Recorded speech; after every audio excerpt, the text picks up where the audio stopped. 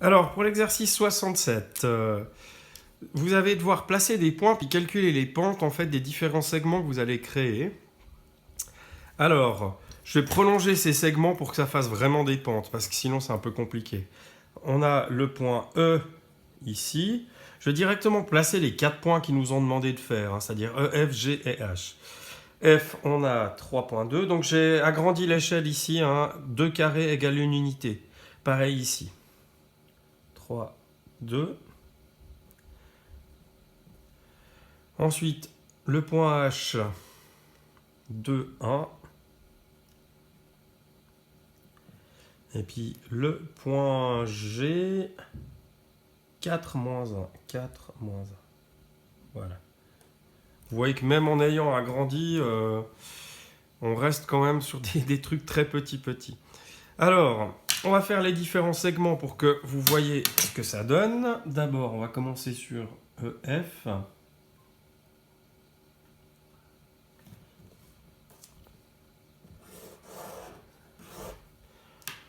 Ensuite, GH.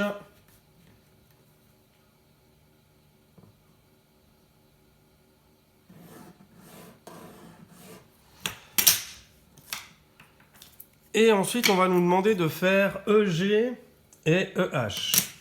Alors, EG.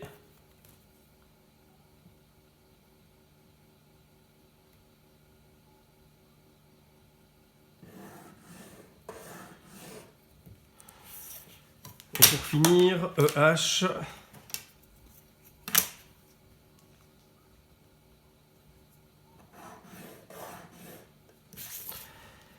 Alors, à chaque fois, on va nous demander la pente, et puis on va devoir faire le calcul de la pente. Alors, on va commencer par EF.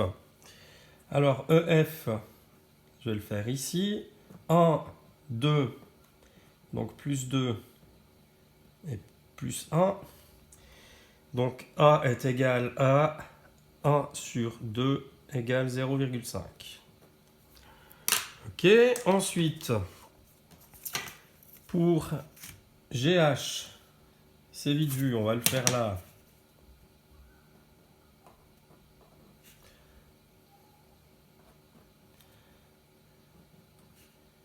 Moins 1 et plus 1. Donc, A est égal à moins 1 sur plus 1, et ça fait moins 1. Pour EH, ben c'est vite vu. A égale 0, puisque c'est une fonction constante, donc il n'y a pas de pente. Elle est plate. Logique. Et la dernière, donc la bleue, donc GE, je vais aller dans l'autre sens, je vais aller ici, donc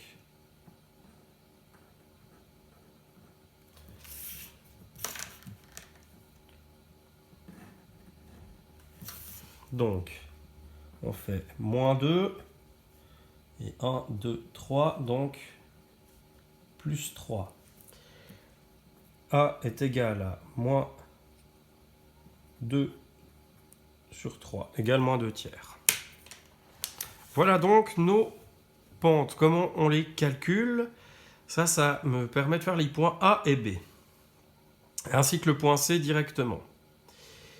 Le point D, sur les points K, moins 2, 3 et L, 1, 3, calcule la pente du segment KL sans placer les points dans le graphique.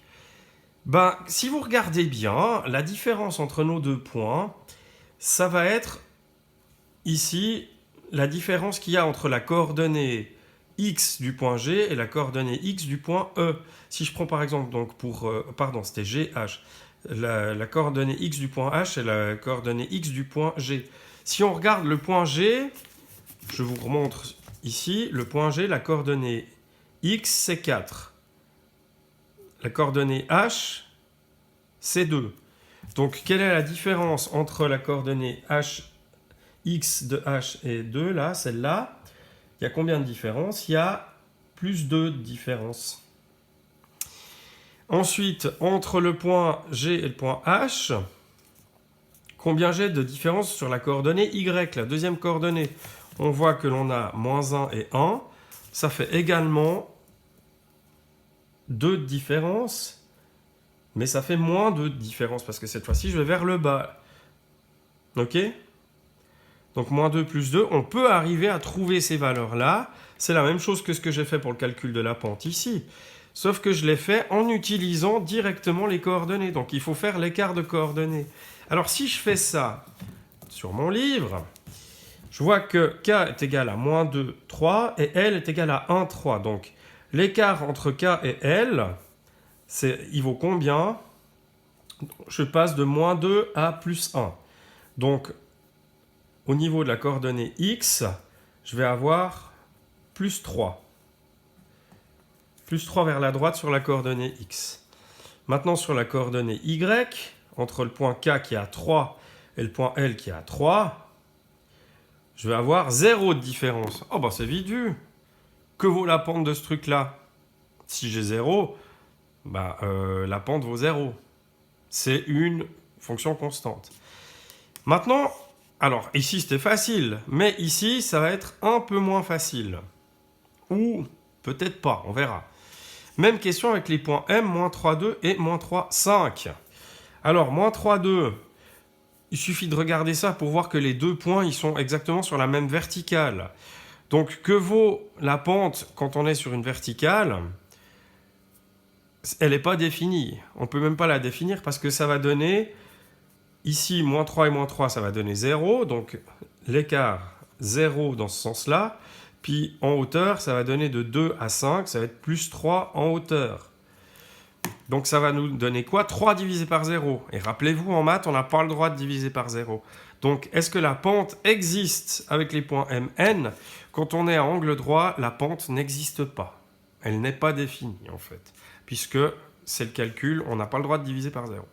Voilà. Donc, en fait, on a des cas particuliers ici et ici. Mais si ça n'avait pas été un cas particulier, je vous ai montré comment faire.